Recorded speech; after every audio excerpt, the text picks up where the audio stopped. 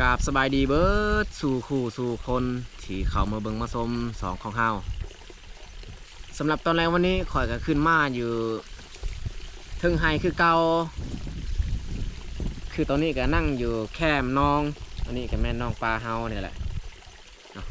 แต่ว่าเฮาเลี้ยงปลากับไม่แต่ปลานิลปลาดุกนี่บ่มีถ้าว่าเป็นไปได้นี่ต่อไปนี่อาจจะซื้อปลาดุกมาเลี้ยงแต่บางคนเขาว่าเลี้ยงปลาดุกนี่มันเจาะดินอีกเนาะมันเจาะดินเป็นหูเฮ็ดให้น้ำในหนองมันจะบ่อังบ่เต็มหนองบกลงในนั้นอีกว่ามันแม่นความจริงหรือบ่ตามที่คนในบ้านเฮาเขาเว้าแต่เฮาก็ยังบ่ทันลองเอามาปล่อยปล่อยแต่ปลานิลเลี้ยงปลานิลแล้วสำหรับตอนแรกวันนี้ก็บุมีอย่างมากมายสิขึ้นมาพดสวนพักนี่แหละปกติเบียกประจำวันของเฮาขึ้นมาให้เสาแรงตอนเสา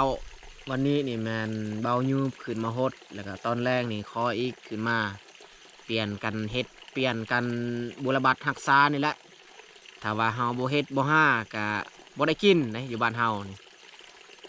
คือค่อยเห็นในคอมเมนต์ PPFC คอมเมนต์มากกับหลายคนเนาะคอมเมนต์ว่าค่อยนี่คือบ่ซื้อเนื้อมากินบ่ซื้อปลามากินค่อยนี่เป็นคนแบบขี้ที่ขี้เหนียวโพดเนาะก็ค่อยก็อยากซื้อคือกันนั่นแหละอยากกินแนวแซ่บๆบ่ว่าแต่ค่อยคนในครอบครัวเฮาเขาก็จะกินแนวแซ่บๆดีๆทั้งนั้นคือพ่อแม่เขาก็บ่อยากกินเรื่องแบบแจวหรือว่าผักเขาจะกินซีนถึงว่ามันจะน้อยก็อยากกินซีนเนาะแต่ว่าเฮาหาบ่ได้จักสิกินจังใดได้อยู่บ้านเฮานี่ถ้าว่าคนที่ออกหากินแบบทางไกลนี่อาจจะได้สัตว์ป่าคันแถวบริเวณใกล้ๆนี่บ่ได้แน่นอนคือในครอบครัวเฮาก็มีแต่คันเฮาหาได้ประเภทสัตว์ป่าก็มีแต่ปลาแล้วก็หนูเนาะมีแต่สองอย่างเท่านั้นหรือว่ากบเขียดที่เฮาหาได้ส่วนสัตว์ใหญ่เฮาอาจจะหาบ่ได้เนาะสัตว์ใหญ่นี่มันอยู่บ่อนไกลบ่อนปลาเลิกเท่านั้นเฮาห่างกายแบบบ่แข็งแรงนี่ยากเลยเฮาสิได้เนาะไปมากก็มันใช้เวลาเป็น5-6 ชั่วโมงเพื่อมันจึงหอดปลาเลิกปลาไก่เนาะถ้าว่าอยู่บ้านเฮามีตลาดแบบว่าบอนซื้อบอนขายคืออยู่เมืองเฮาก็อยากซื้อกินอะไรกินทุกคาบทุกวันซื้อกินซีนปลาผักหรือว่าไข่ต่างๆเนาะที่แบบว่าบำรุงร่างกายเฮาแต่เฮาอยู่บ้านนอกบ้านนาแบบนี้ก็บ่จักสิไปซื้ออยู่ไสได้ถ้าว่าบ่มีคนในหมู่บ้านเฮาเขาเจ้าได้สัตว์ป่าหันเฮาจึงสามารถไปขอซื้อนำเข้าได้เนาะพอรวมแล้วนี่อยู่ในชนบทเฮานี่บ่มีครอบครัวใดที่แบบว่ากินแบบสมบูรณ์นะได้กินอาหารที่แบบว่าครบหมวดครบหมู่อาจจะยากแหละบางครอบครัวนี่มักเผ็ดสิตำแจ่วก็ยังอึดได้ทุกคนคิดบานจังใดอันนี้แหละปัญหาที่คอยกับอุกคือกันเนาะเรื่องการดำเนินชีวิตอยู่ชนบทเฮาถ้าว่า FC ท่านใดมีโอกาสหรือว่ามีเวลาก็สามารถเข้ามาเที่ยวมาเบิ่งได้อยู่บ้านเฮามาเบิ่งตัวจริงชีวิตการเป็นอยู่ตัวจริงว่ามันเป็นจังใดก็มีพี่ FC กับหลายคนที่ช่วยเหลือครอบครัวของพวกเฮาโดยเฉพาะในแมนเครื่องแล้วก็อาหารการกินหรือว่าเป็นเงินเนาะที่เพิ่นช่วยให้ครอบครัวของพวกเฮาเนาะ ถ้าว่าส่งเป็นเครื่องคองหรือว่าอาหารการกินนี่เฮาฮับได้เบิดเนาะต่างแต่ว่าเฮาฮับนี่ค่อนข้างช้าก็เนื่องจากว่าระยะทางจากบ้านเฮาไปแขวงเซกองนี่ก็หลายกิโลเนาะ200หรือว่าสิเข้า300 กิโลเมตรขี่รถไปไหนถ้าว่าทางงามนี่ก็โอเคอยู่แต่ว่าทางมันยากเนาะทางไปยากจากบ้านเฮาฮอดอันกายเมืองพุ่นแหละยังยากบัดฮอดอันแขวงเซกองฮันจึงมีทางปูยางก็มันฮับซ่านี่ระยะทางนี่แหละมันไกลแล้วก็ส่วน PPFC ที่ส่งเงินมาให้เนาะส่งเงินมาให้บอกให้พวกเฮานี่ซื้อกินเนื้อสัตว์เนาะอันนั้นก็สบายอยู่ถ้าว่าส่งเงินนี่สบายเนาะส่งเงินใส่บัญชีเฮาก็สบายเลยแต่ว่าเฮาอาจจะบ่ได้อันเข้าเมืองอีกเนาะต้องหาเวลาหาโอกาสเนาะที่เขาจะได้เข้าเมืองเพื่อไปซื้ออันนั้นซีนสัตว์ในเมืองเพราะว่าอยู่บ้านเฮานี่มันบ่มีบอนซื้อบอนขายคือเดือนที่แล้วก็มีอันนั้น FC ที่ส่งเงินมาให้เนาะบอกให้คอยซื้อเป็นอาหารการกินสู่ครอบครัวมากินคอยก็บ่ได้ลงเมืองมีอันคนในบ้านเฮาเขาเจ้าลงเมืองคอยก็ฝากเงินนำเขาเจ้าบอกให้เขาเจ้าซื้ออันสีนหมูโลนึงขันสิฝากลายให้เขาเจ้าซื้อลายมันก็บ่ได้อีกเพราะว่าเขาก็ลงไปซื้อเครื่องคล้องหันแหละโดยเฉพาะนี่เครื่องที่จำเป็นเขาใส่แต่ว่าเฮาเบิ่งเขาไปเฮาก็อันใส่เขาเนาะซื้อซีนจากโลนึงเขาได้กินเนาะแต่ว่าผู้ซื้อหันเฮาก็มีการคำนึงเล็กน้อยอีกถ้าว่าเฮาบ่คำนึงให้เขาก็บ่ได้อีกคันสีฝากให้เขาซื้อลายนี่บ่มีไผและสิยอมซื้อให้เฮานะบ่ว่าไผคือกันตอนคอยลงเมืองก็มีหลายคนคือกันเขาฝากเงินบอกให้ซื้อเครื่องอันนี้เครื่องอันนั้นถ้าว่าแบบเครื่องแบบประเภทเครื่องที่บ่นักเฮาก็อยากซื้ออยู่แต่ว่าเครื่องแบบมันนักเฮาก็บ่ไหวคือกันเพราะว่ารถเฮาก็บ่แม่นรถใหญ่รถจักรเนาะไปกับรถจักรมันก็บรรทุกเครื่องลายกับบ่ได้อีกทางมันยากความไฟฟันของค่อยที่คอยอยากได้ที่สุดก็คือรถใหญ่เนาะรถใหญ่สักคันหนึ่งก็ได้สำรถใหญ่มือสองส่วนมือหนึ่งนี่แห้งไกลแห้งไกลมือสองเขาก็เคยเบิ่งเคยเห็นอยู่เขาขายใน Facebook หรือว่าใน TikTok เขาขายบางขั้นก็100ปลายล้านหรือว่า200 300 400ก็มีอิงตามรถคันว่ารถที่แบบค่อนข้างดีค่อนข้างไม่เขาก็อาจจะขายแพงถ้าว่ารถที่แบบว่าเก้าแห้งก็100ปลายขึ้นไป200 300เงินไทยนี่จักเท่าใดเนาะเขาคิดไร200 ล้านคือสิได้เป็นแสนบาทนี่แหละประมาณนั้นแต่เกิดมาซานี่นี่คือสิบ่ได้ดอกรถใหญ่ฮะอันนี้ความฝันที่ซื้อเนาะความฝันว่าอยากได้รถใหญ่พอได้ซื้อเครื่องคองเนาะมาตั้งเป็นห้านอยู่ในหมู่บ้านเฮาแนวนั้นความฝันตั้งเป็นห้าน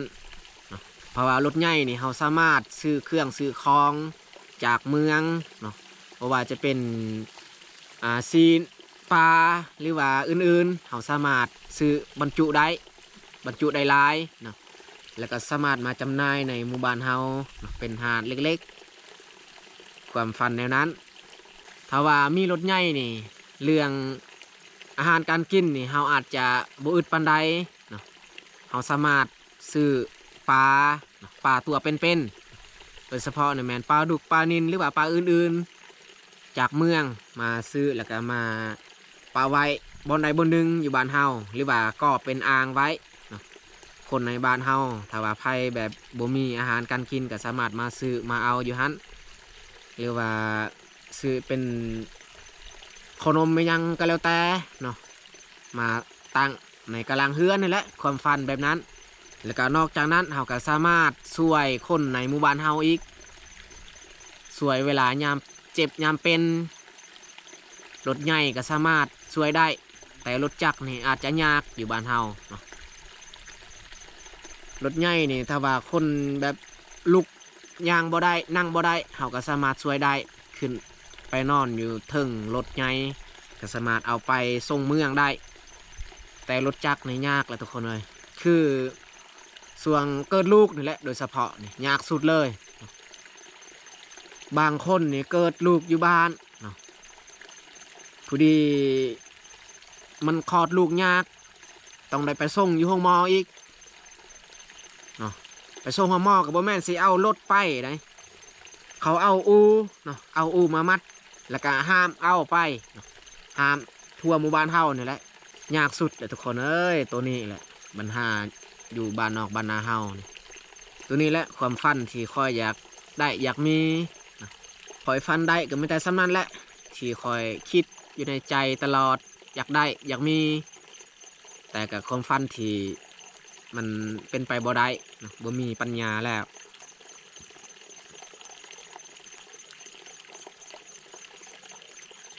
ก็มีPPFCหลายคนก็คอมเมนต์มาว่าค่อยนี่เรียนจบสูงแต่ว่าบ่มีความคิดแบบก้าวหน้าบ่มีความคิดแบบก้าวหน้าก็ยอมรับคือกันนั่นแหละทุกคนเลยเพราะว่าอิงตามสภาพบ้านเฮานี่จักสิพัฒนาแบบใดได้ดีสิ่งเดียวที่เขาคิดก็คือสิ่งเดียวที่คอยเว้าไปบางกี้แหละตัวนั้นถ้าว่าเป็นไปได้เนาะเรื่องในอื่นเนี่ยยากๆแหละคันได้ตัวสิ่งคอยฟันเอาไว้หั่นกับบุแม่นสิมีไรกับพออยู่พอกินพอได้กินสบายแน่มีซีนมีปลามีผักมีไข่เพราะว่าเฮาลงเมืองเฮาก็ได้ซื้อมาไว้แบบลายๆแนวนั้นคันสิบรรทุกกับรถจักรนี่โอ้บ่ไหวแล้วทุกคนเลยถึงว่าเฮาเฮียนสูงก็ตามแต่เฮามาอยู่กับสภาพอยู่บ้านเฮานี่ยอมคือกันหาทางออกแบบว่าให้มันพัฒนาบ่ได้แล